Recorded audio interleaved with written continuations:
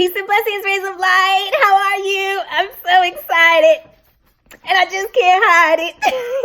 No, I really am. You guys, listen. I am coming back to my hometown, city of Inglewood, at the Willie Agee Playhouse, which is formerly known as the Inglewood Playhouse.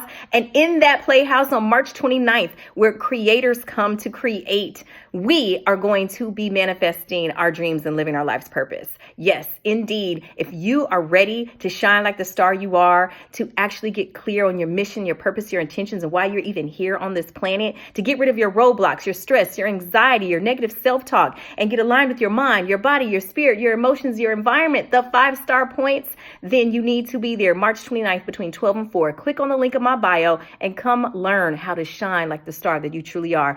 Oya, your soul-centered strategist, ready to connect you back to your spirit and your soul so that you can live your best life. Come on, y'all. Let's go shine like the stars that we really truly are. Mwah. Peace and blessings.